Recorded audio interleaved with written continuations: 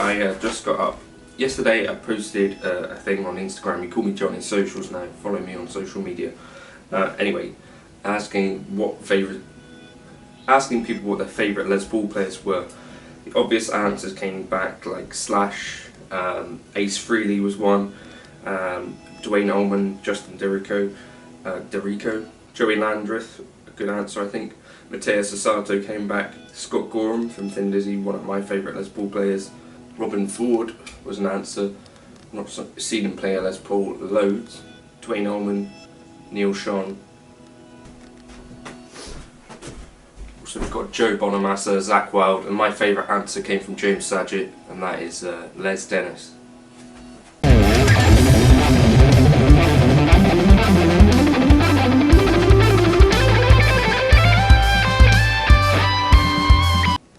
Anyway, quite a long list of people. I don't play authentic, but this is a Tokai that I'm borrowing for the moment, and I wanted to know whether you've got any opinion on the Gibsons that are being made these days, whether you'd still buy one, or if there's like a best year, you know, let's not go nuts with the sort of £15,000 guitar suggestions. But if you're a Les Paul person, what's the thing that you'd go for? Is there a specific model? Is there a specific year? If you're buying used, what would you grab? I think the Les Paul is certainly the guitar that I looked at first and thought, wow, I need one of those, something about the body shape, and just a iconic looking guitar. But anyway, this video is about what's wrong with the Les Paul. So here's, I think, why I don't play one more often.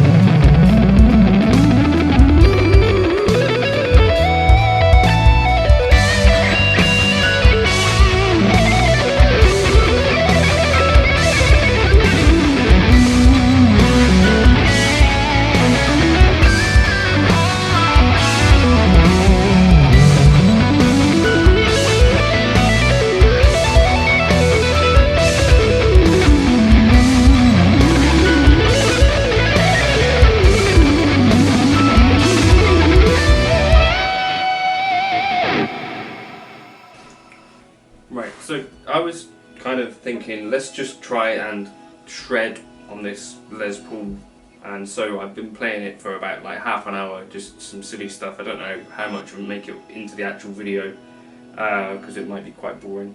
Maybe I'll put a bit of it on the end, but just thinking about some of those things which mean that the Les Paul has not necessarily been the first choice for kind of shred stuff. There are obviously some exceptions to this kind of stuff. So someone like, you know, Zach Wilde, for example, someone like Slash. Obviously these guys could play super fast, but I'm talking about like that sort of 80s thing. I guess also Gary Moore, classic. So maybe it's just a total bollocks point of view anyway. But there's a thing where, you know, people will, myself included, think like as an instrument, I don't find this the most ergonomically pleasing thing. So part of the reason for me, I think there can be some Les Pauls which have a bit of a chunkier neck, and I'm finding that for some reason it's kind of tiring to play a Les Paul in a way that a Strat or even like a Super Strat has not been for me in the past. And I think part of that is down to that neck shape, I think anyway. Let me know if you've got other opinions about what that might be.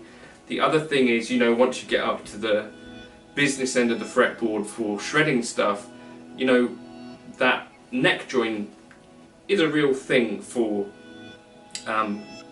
getting up here. So you know, although you can get the 22nd fret, what's actually going on at the back of the guitar is not really optimal. You know, that kind of positioning is less than ideal, and that would equally be not ideal. So it's kind of a bit of a compromise design wise once you get up to this part of the fretboard, which for a shredder kind of can be where you earn your money. The other thing is, I guess that the neck angle to me seems quite steep in some ways. You know, you get like this angle like that. I don't know whether that is having an impact on my playing.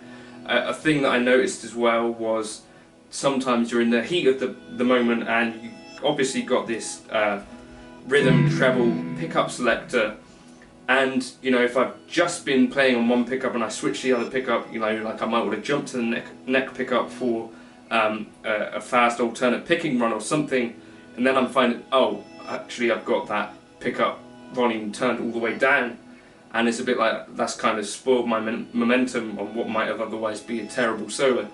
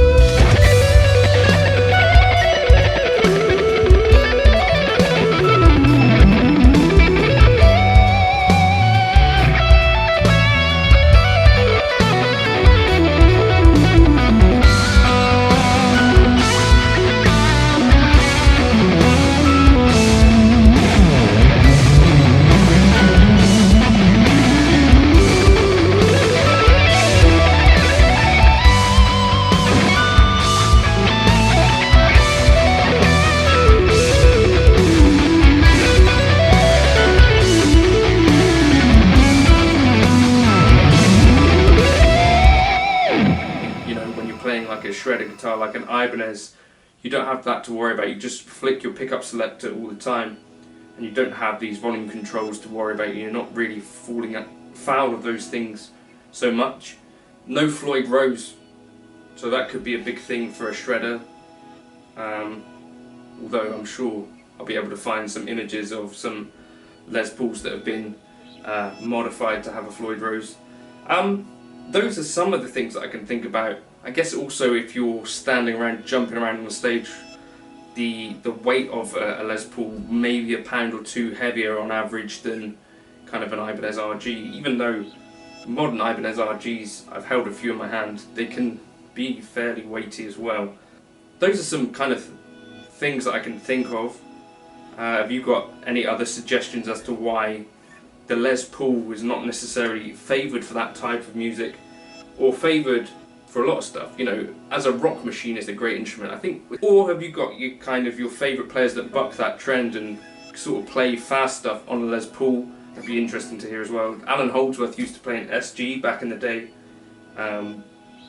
Maybe that would be a more natural choice because you've got that quite decent fret access on that. I've never actually played an SG. Does that have decent fret access? I don't know.